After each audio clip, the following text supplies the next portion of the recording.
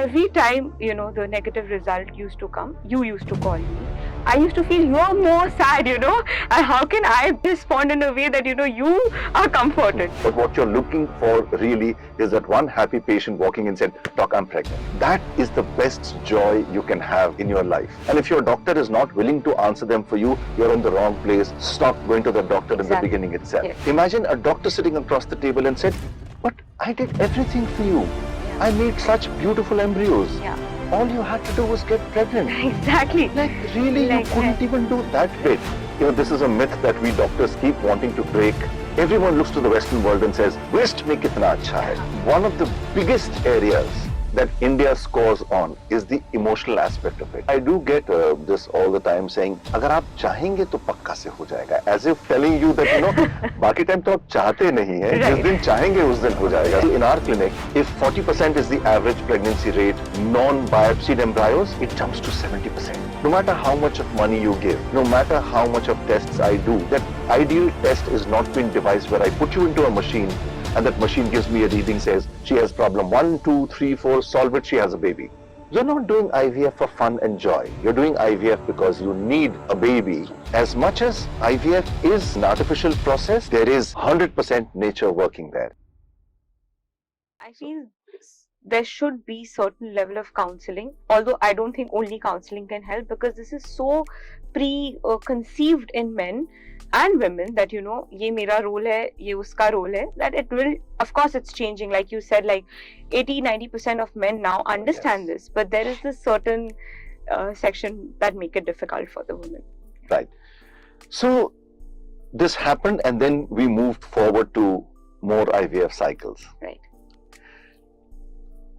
I think, how did you deal with the frustration of that and the chatter coming in, change your doctor, think about something else, why don't you do your homework, and have you been asking enough questions? Right. Are you sure you're doing the right thing? Right. Are you sure you're in the right hands? Right. How did you deal with that?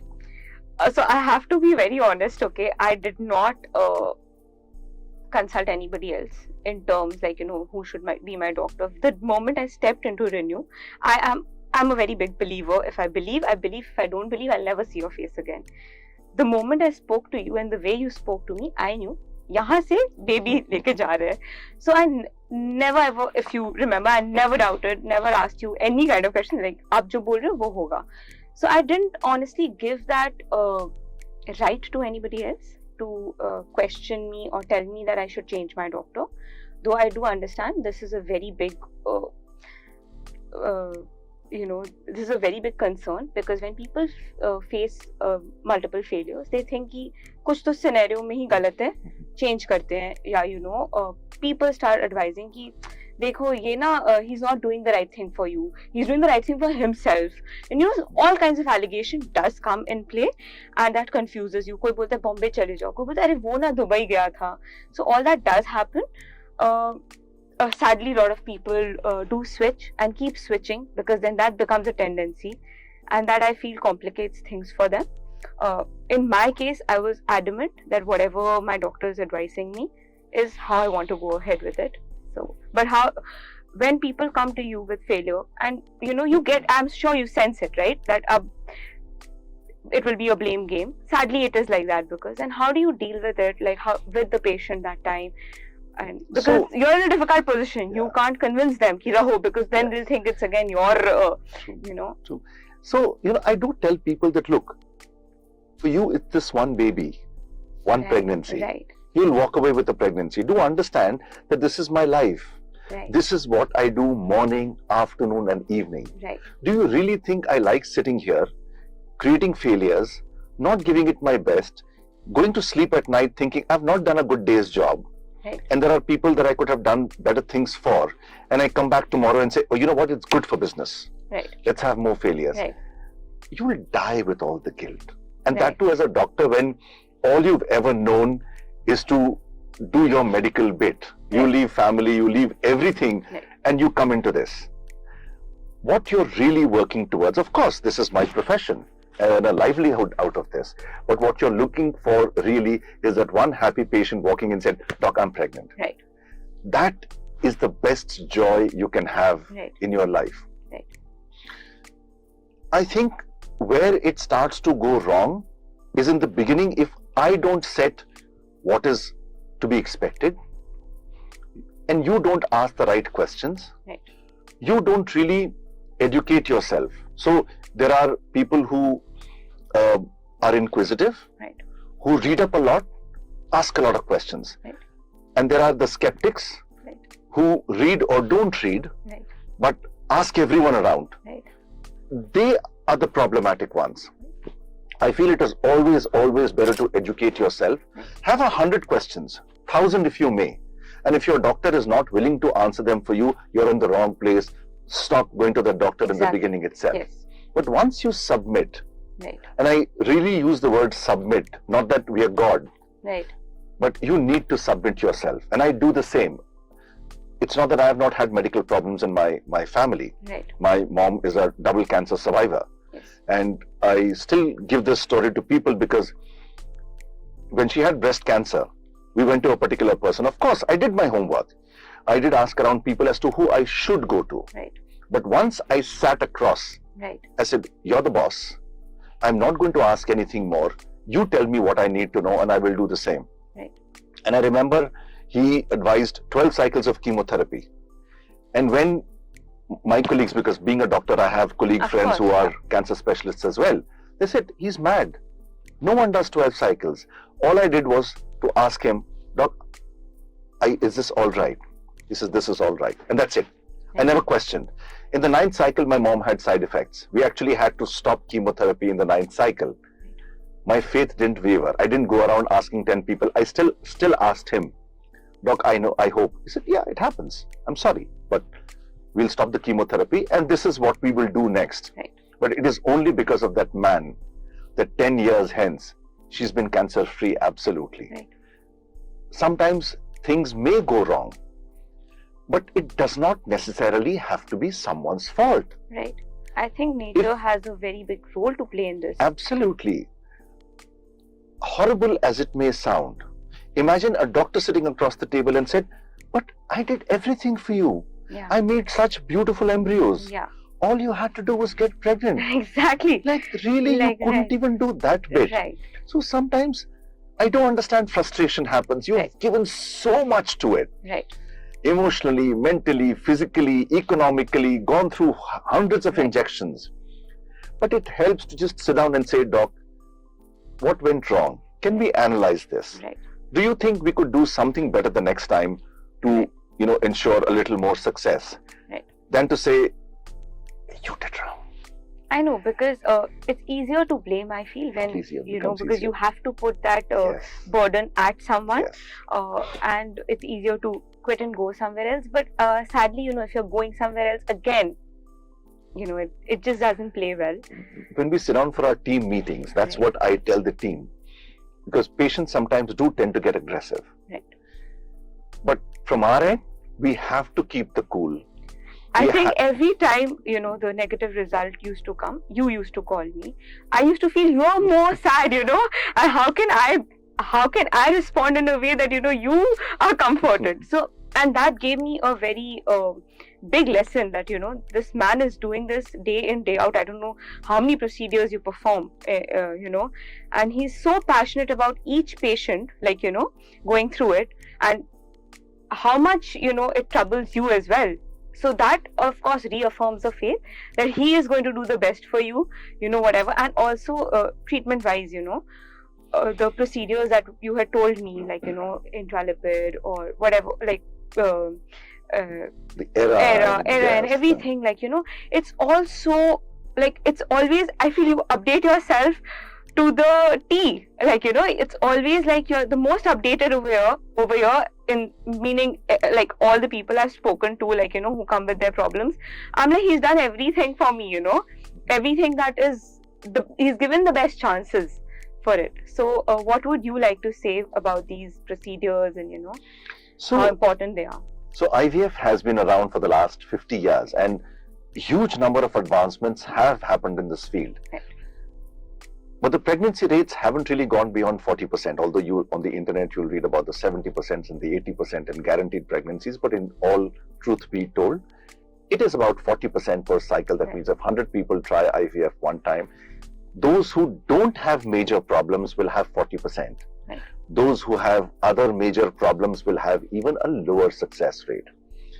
So when you have something which fails 60%, everyone wants to do their best. And there will be some stone throwing in the dark.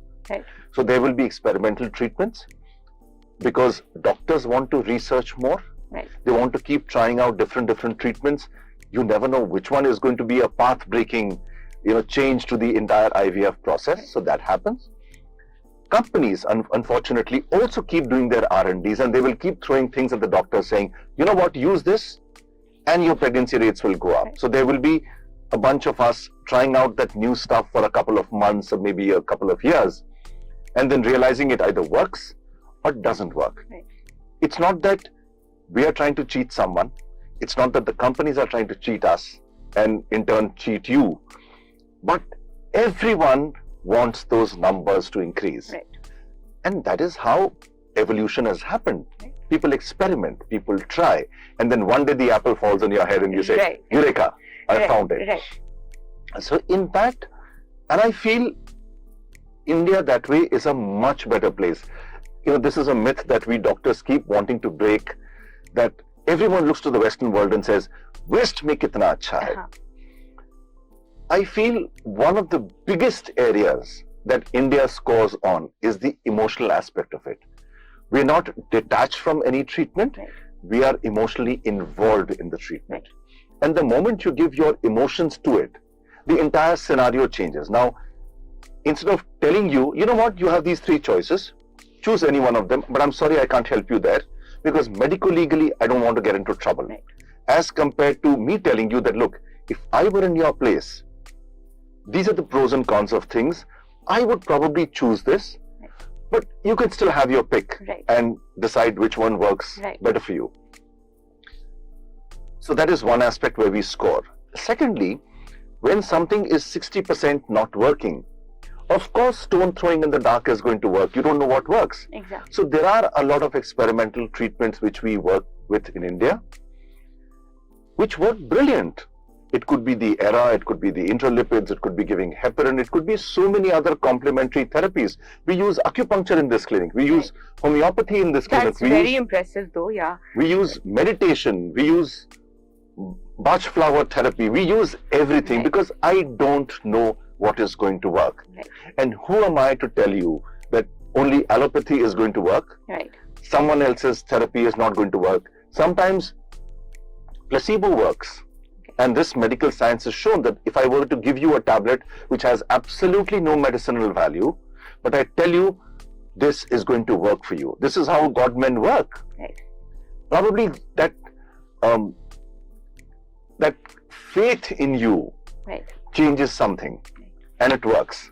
So even if it is faith, the complementary therapies might work. Right. So I think one needs to experiment as long as the end is achieved. And as long as you understand what we are doing, right. And as long as you're part of the journey, not blindly, but with open eyes, right. I think it's absolutely fine. So, doctor, this brings me back to a question that I had in mind. If someone says, this is X amount of money, le lo, there's no, limitation to the source of money. Best possibility kya hai? What do you tell the patient that they say, kuch tests, 100 tests kar lo, jo dalna hai dal do, whatever injections you need to put. What do you do then?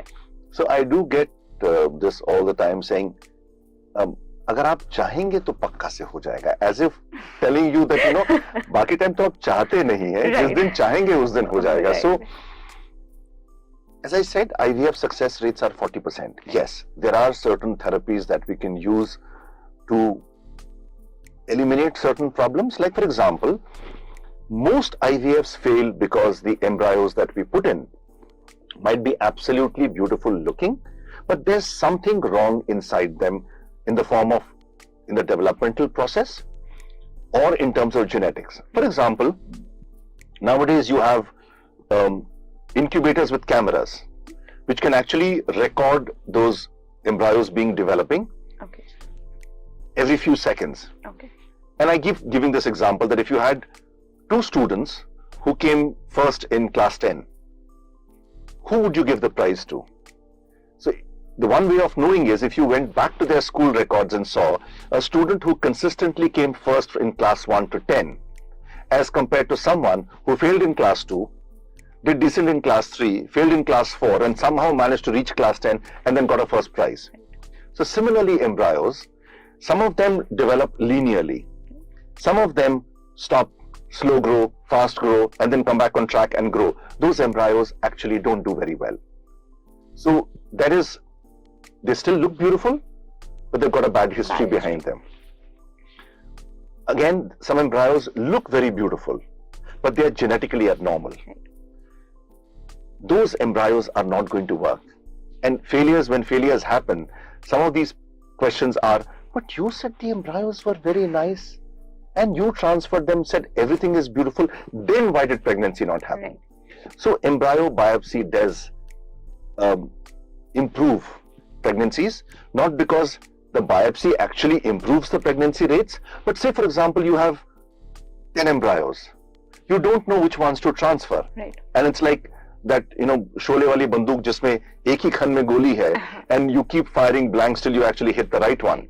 So here as well, imagine if out of those 10 embryos, the last 2 set of embryos had the correct genetics, and you keep transferring the first 8 and failing 8 times, and then hitting the right ones. You've already lost all your steam and energy and faith and willpower by then. But if you were to do the biopsy of the embryos, and you know that those 2 embryos are the best ones, it does not guarantee that just because you've transferred the genetically normal embryo, that pregnancy is going to happen one time. But at least you're now ahead of the class. Right. You've eliminated the most common problems. For example, in our clinic, if 40% is the average pregnancy rate, non-biopsied embryos, it jumps to 70%. Not because we've done anything fantastic, because we've taken the best embryos. Right. We've actually, through the error test, also found out what is the best time to do the embryo transfer, put everything together, and then it works. Right. If you want your IVF to be successful, do it at a younger age than at an older age. Okay. As you grow older, the chances of genetic defects in the embryos only keep increasing. Right. There's nothing we can do to reverse that process. At a younger age, your receptivity is also much higher. Your willpower, your mental state is also much better. Right. So IVF tends to work better at an early age than at a later age. So to answer your question simply, no matter how much of money you give, no matter how much of tests I do, that ideal test is not been devised where I put you into a machine and that machine gives me a reading, says she has problem 1, 2, 3, 4, solve it, she has a baby. Right. There is nothing like that. I think this also answers one of the questions I was going to ask you, that a lot of people are like, अरे IVF तो पूरा ही मतलब सब science ही है, कुछ भी इसमें it's all what do you say, it's artificial. Artificial. It's not true, right? Then it is, of course. Ultimately, nature, God doing the work. In the end, you guys can you guys meaning your doctor and you can do the best, but it's ultimately nature taking course. Let's take a step back from here. Right. Do you do IVF because you just suddenly woke up one day and says, चलो IVF कराते हैं, बच्चे normal करके क्या होगा? ऐसे थोड़ी कोई बच्चे करता है, हम IVF से ही बच्चे कर लेते हैं. You're not doing IVF for fun and joy. You're doing IVF because you need a baby. You've not had it through a natural process, and you're now using IVF to have the joy that you ever wanted.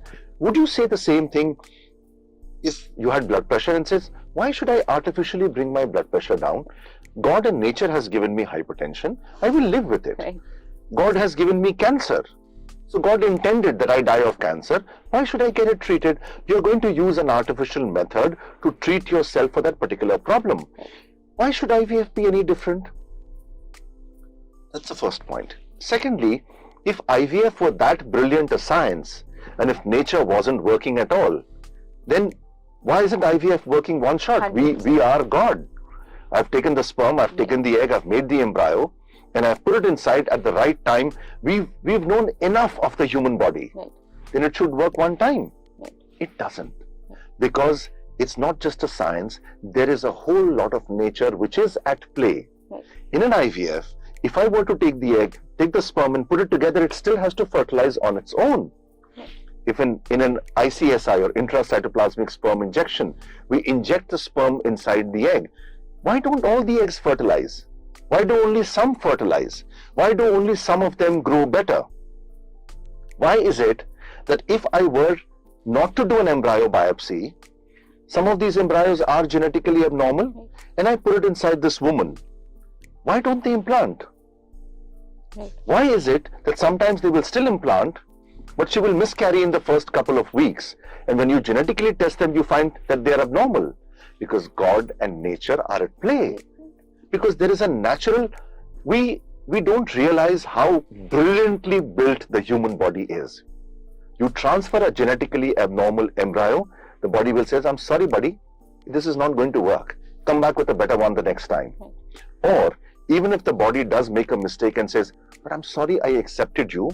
Or during the process of development, the embryo did turn out to be abnormal then. It says, I'm really sorry, but we need to walk away from this. And that is the reason why miscarriages happen in most cases. That is nature and the power of God that you see right before you. So, as much as IVF is science and an artificial process, there is 100% nature working there. Right.